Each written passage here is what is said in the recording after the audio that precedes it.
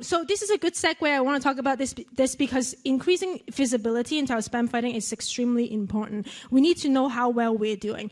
And this brings us to our next guest. He's Mark Hammell, and Mark manages the threat infrastructure team at Facebook. They do really great work. They basically disrupt attacks against Facebook using analytical framework, building them and building relationships with other partners. So let's welcome Mark Hammell.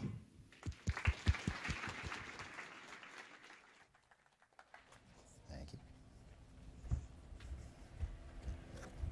Good afternoon. As Christy said, my name is Mark Hammell. We manage the threat infrastructure team at Facebook, disrupting attacks, having all kinds of fun, just laying waste to bad guy infrastructure. So I'm going to talk a bit about ThreatExchange. The reason we wanted to talk about it today is that everyone's been talking about systems they use to either classify spam, label bad accounts, something like that. But once you've labeled something as spam, what do you do with that intelligence? The fact that you know a domain is bad, the fact you know URLs are bad. So we'll talk a bit about ThreatExchange and how you can actually share that information with other folks in the industry in an automated fashion. So all of the work that we've done on ThreatExchange and my team stemmed from a botnet that we disrupted with a few other partners in the industry in late 2013. This particular botnet was labeled by some AV engines as Regger, so you can look that up in VirusTotal or something like that if you want to see some binaries. And what it was doing is it was sending spammy private messages through Facebook to people's friends. And those messages had some of the best, most emotional creative I have ever seen. Things like, oh my God, did you know this person we went to high school with just went on a shooting?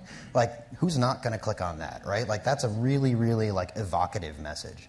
And those messages were being distributed through one-time Tumblr URL blogs. So they were creating that stuff as well on the fly. They were creating fake email addresses to register those things on the fly. Everything was fully automated and exploiting the fact that it was using 4 different companies' services.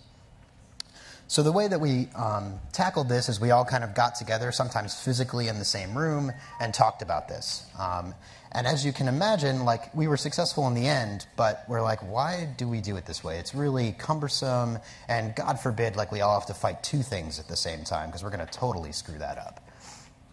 So as you might imagine, the reality of that sharing looked like this, right? Like emails and mailing lists and spreadsheets, one-off scripts, and like all kinds of crap. And as soon as someone goes on vacation, the whole thing falls apart. It was a mess. And so what we wanted to do is to kind of come together and say, we need to like collaborate in a more effective means. And everyone has always said, like, oh, we need to share more, let's share, like, we need to do it at scale, all that kind of stuff. And usually what happens is that, you know, someone writes some kind of blog post or they go on a mailing list and rant about how no one's sharing.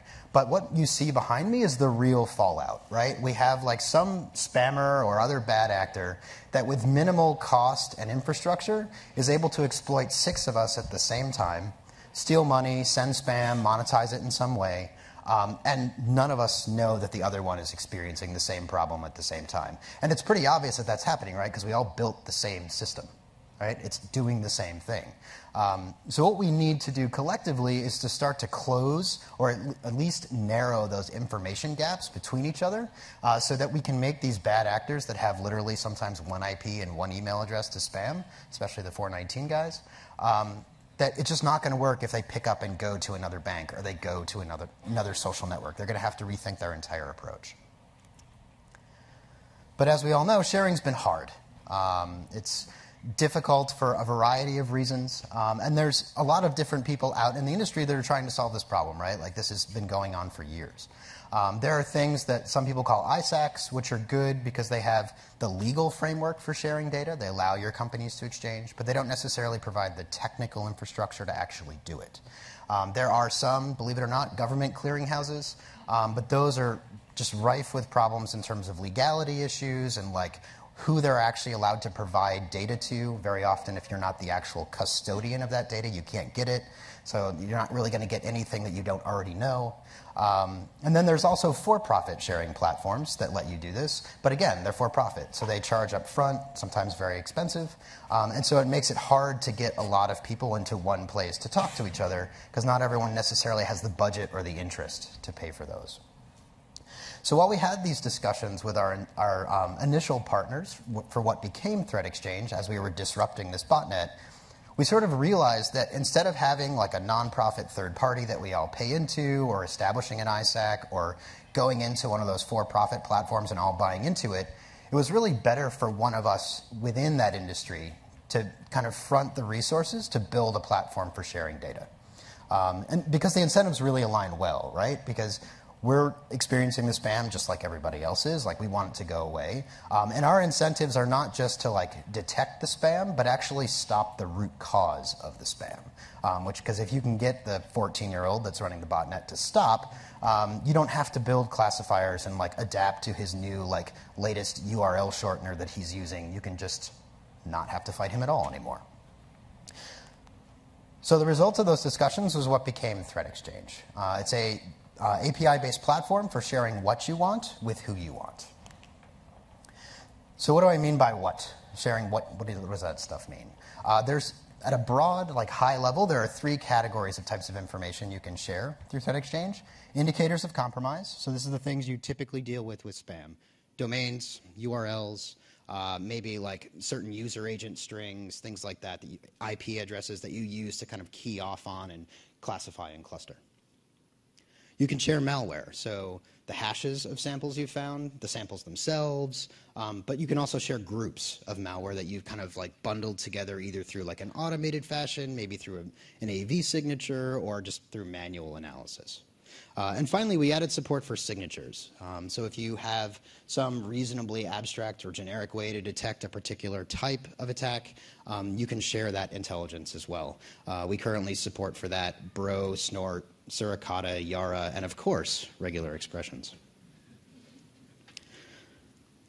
But beyond those like particular data points, you need to know why the person that published it thinks that it's bad, or even thinks that it's good, because sometimes that's useful too.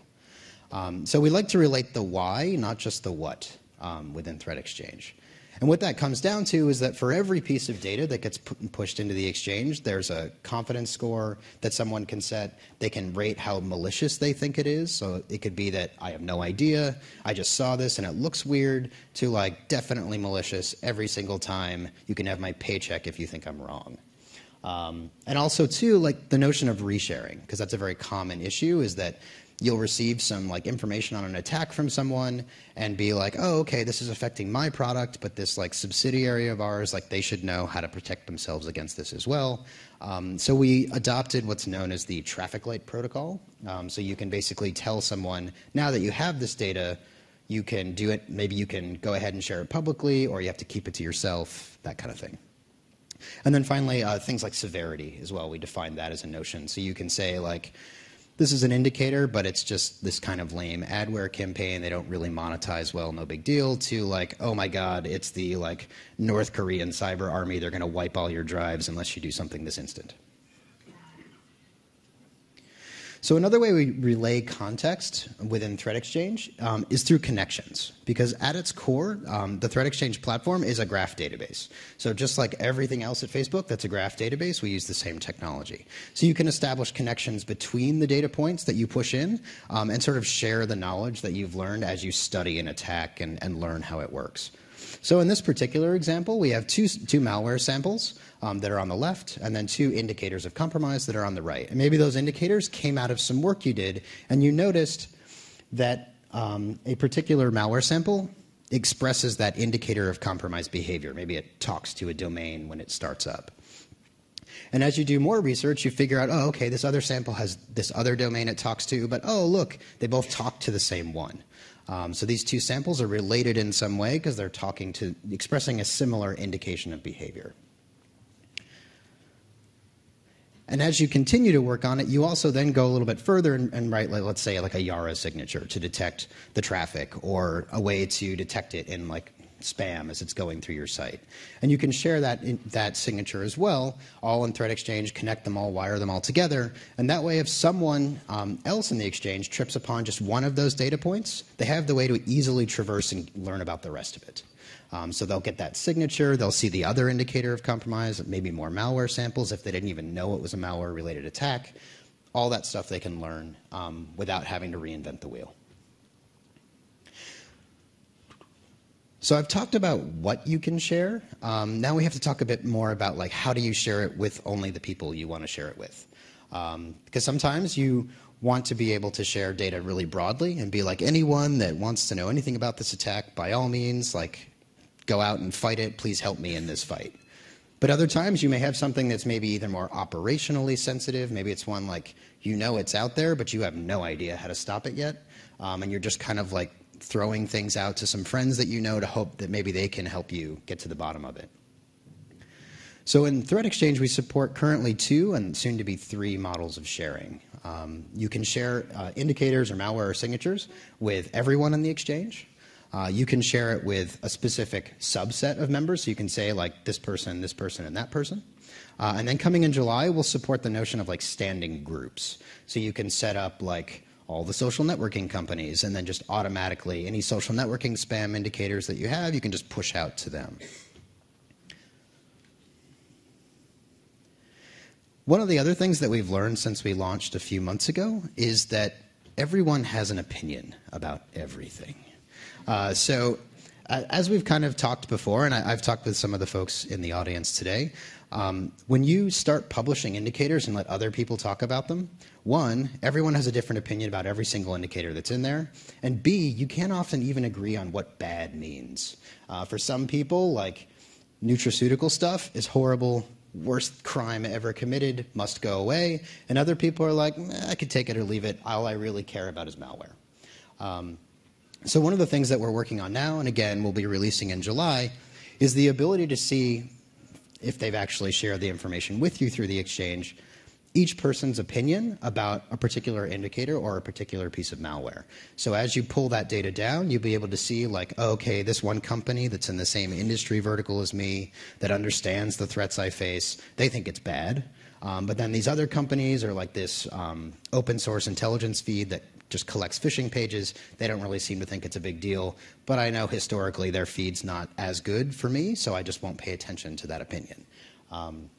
This works a lot better than our initial model where we tried to munge everyone's opinions together. That is fraught with peril. It's a bad idea. I don't recommend it. In terms of adopting the platform, it's pretty straightforward. Like I said, we use the Facebook platform. So if you've ever written a Facebook application or like done Facebook Connect for your mobile app or any other type of Facebook integration, it's the same process. You create what we call an application, a horribly overloaded term, by the way, which then lets you authenticate into the APIs. And from then on, it's just RESTful JSON. You issue your queries, you get your data back, you can publish, you can edit, all that sort of good stuff. We built in pretty powerful search capabilities. So if you want to, like, say, give me domains that have this in them, this particular like substring in them, and they've been added in the past week, and it'll return that kind of data. It adheres to all the standard Facebook platform like conventions and standards. So we support like paged result sets and like other kinds of like just nice to haves when you're working with data like this. And we also have a pretty active GitHub that has reference code in currently PHP, Python, and Ruby for the various styles that you may want to support. And then also, too, one of our initial ThreatExchange members, they actually released a fully client-side JavaScript UI so that you can just quickly grab it out of the GitHub and just get started. You can start running queries and like see how things are connected and all that sort of stuff. So it makes it good for like once you've gotten signed on, like to be able to kind of assess what's there, what's not, like what might be useful to me or what might I be able to contribute. So the community itself has grown pretty well. We continue to be sort of measured in like how quickly we bring more folks on. We're trying to kind of solve various use cases like the researcher use case, the social media use case, the corporate network protection use case, those various different, because they're wildly different as it turns out. And what they care about can change from day to day. One thing that's been really cool is the increasing like industry sector breadth. So at first we were just pure like Silicon Valley tech companies, like that's what we were. But now we have everything from like energy to like heavy industry and pharmaceutical and financial and tech and telecom and all that sort of stuff. So that can be kind of interesting as well. And like I said, just because the guy wrote it in like 4 days and it was amazing, the JavaScript UI in GitHub, lots of fun. So some examples, because presentations suck without examples. So this is a really quick query that you could run in ThreatExchange right now that will give you all the IPs that have been added since yesterday. So like I said, it's RESTful JSON, dead simple, and you'll be able to get back from there the various indicators that came out, what their labeling was, all the other kind of data. And I also mentioned that, like, from the ground up, like, privacy is sort of king in this. You have the ability for all of those indicators or malware or signatures that you post to be limited in who can see them and who cannot. So in this particular example, the person is posting a domain, evildomain.biz, totally legit, and then saying, I'm going to whitelist who can actually see this data, and then they list off each individual member that they want to share it with. So we have a bunch of spam fighting people in the room. Obviously, like, you guys are sort of the, like, creme de la creme of the kind of people that we'd like to work with because you understand the abuse and threat space really well. So how can you help? Feedback. I love feedback. People around here say it's a gift. I really just like learning about how people use the systems as we build them and sort of invalidating any assumption that I've ever had. So if your team has not signed up already, I encourage you to do so. I'll have the link on the next slide. And if you're having any trouble getting signed up, people are not responsive to you, just let me know and I will beat them about the head and shoulders and fix it. Feel free to try it. Lurking is totally okay. No one's going to, like, hate on you for lurking because it takes some time to figure out, like, okay, what's here, what's not, how might I integrate this with my production and anti-spam and abuse detection systems. But we really want to know what you like about it and what you don't. It's fine with me. Like, if you have one good thing to say and 7 bad things, I'm totally down with that because I will happily fix at least 5 of them within the same week. And also just to check out the GitHub repo. Again, I'll have the link for that on the next slide. There's a lot of code there, can get you up and running really quickly. And it's been pretty active as well. We have a fair number of pull requests coming in already. So that's the sign-up portal, if you haven't already been there. Like I said, just go ahead and sign up. If you want, after you've done it, just let me know, and we'll kind of reprioritize all these spam fighting at scale people in our queue. The next link down is our, like, sort of public blog where we give updates on as we change the roadmap and as we add new features, and that's where we tend to post it. And then finally, because we are open and accepting, our Twitter handle as well, where you can get, again, updates and news about the platform. All right? Questions? Can you come up and ask the question?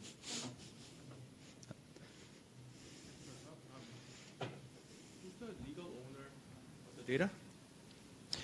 You remain to be the legal owner of the data.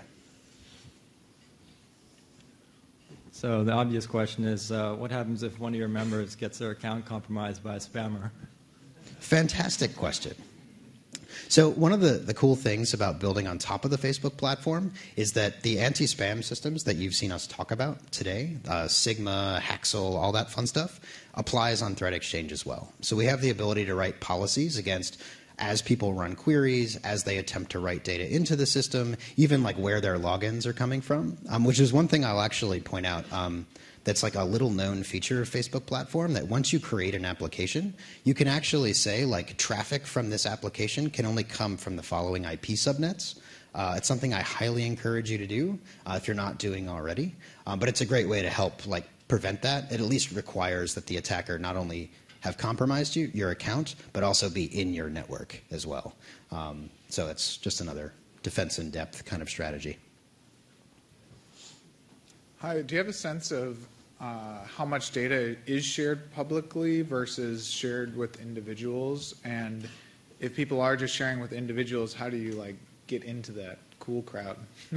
Yeah, great question. So much to my surprise, the majority of data, the vast majority of data being shared is being shared across the entire community. And that ranges from the IP addresses that people see from, like, brute force login attempts or like fake account registration. Like for example, for us, we push in once we see IPs like repeated attempts by either fake account login or registration, we push those IPs in publicly as well. There's been a few use cases, mostly like I'm aware of them because it's happening directly with us, where the data is being shared under like a separate NDA. So that's why it's being kept private. One of the things that we include in the API is a call you can make to get a list of all the members that are in the exchange. So that's certainly one way to like see like, oh, this other company that is in a sort of similar threat space as me is on here. I should reach out to them. So that's really the number one way to do it. In your view, how is it different from like the traditional sharing platforms like VirusTotal that like security companies use? Like, is it the content or like the sharing model, or I mean, what are the differences? Yeah, I would say probably the biggest differentiator with VT is that we do go beyond malware for starters, give you the ability to selectively decide like who can see the data and who can't. So, for example, with VT, like once you upload a sample, like anyone can see it, it's publicly known, and then the paid members have access to some additional data around that. Whereas in ThreatExchange, it's free for everybody, and you have the ability on each piece of data, both at the time of publishing and retroactively, to change the visibility on it. So, Mark, great system where we're obviously a user. I want to raise a similar issue. Do you have any plans for raising visibility of important, highly valuable, publicly shared content on ThreatExchange? Because currently there are multiple different streams from different companies. Some of them are more relevant, some of them are less relevant, and for a new user like us, we had to go through significant amount of manual investigation to understand what does the data from other participants mean. Yeah, I think that's a good question. So the platform as it stands today, obviously, we bring in 20 or so of the open source feeds that are like that anyone could pull down, just because I don't think anyone should have to rewrite the code to parse all 20 of those. It's a pretty painful exercise. In terms of and again, I think this gets to like the core of the system, is that you can start sharing with anyone, right? Anyone that's in that platform you can share with as well. And I think that's where you'll see like the most power. So obviously, in the case like yourself at Dropbox, sharing with other systems that are similar product teams is probably where you'll see like a big differentiation versus any of the feeds that you can pay for, because they understand like your threats better than anyone else on the planet, and will be able to give you like more actionable data. Okay, thank you. Actually, thinking more about it, are there any low-hanging fruits that you're planning to do about promoting collaboration and discovery of the data? Yeah, so I talked about groups. That has been a feature that folks have asked for. The differentiated opinions was the other one. The third one that we're hoping to launch, and we're still trying to figure out the details of it, is the notion of, for data that's non-sensitive, so data that is what in the sharing parlance is TLP white, and has been explicitly shared with everyone in the community, to give literally anyone in the world access to that level of data. Data that's been defined as inherently no need to protect, you can put it in a blog post if you want, I don't care kind of data, and to give anyone in the world access to that. So that means researchers can jump in, that means like enthusiasts in the security space or students in the security space have the ability to contribute and like bring fresh ideas to that world. Great, thank you so much. So I think one reason why these conferences are kind of a new thing and people tend to keep their signals, blacked out and they don't talk across is fear of very quick mutations from adversaries. Have you seen any evidence that this has maybe sped up their time to react, or I guess any anecdotes that you could share about how the other side might be using ThreatExchange for that? Thank you. Yeah, sure. That's a fantastic question. From our perspective, one of the things that's sort of nice about sharing data at this level is that some of these attacks, like, I haven't seen attackers really adapt to because of the fact we learned about it earlier than like kind of seeing it in our own systems versus seeing it in a third-party system. And to be honest, like, I think one of the main reasons and drivers behind that is because of the way that we use the data once we get it. So much like Christy has talked about and the other folks at Facebook had talked about, is that one of the natural educational things that has happened internally is we have moved increasingly away from instant feedback signals to the attackers saying like, oh, this message is bad, block it, and like tell them that we blocked it, and getting more towards like the quarantine system that Yelp has adopted, where you don't give them that feedback that their stuff isn't working the way they want it to. That is like one of the best things that you can do if you have the capability to do it. Not giving your attacker instant feedback is the quickest route to ensure that they don't adapt as quickly. Mark, you're really popular, but we're taking the last question. Okay, thanks for the presentation. And yeah, I'd like to sign up. But one of my question is, do you identify or authenticate who's signing up as? For example, I may claim I am Cisco or I'm Facebook and sign up in, and then I may get lots of valuable information.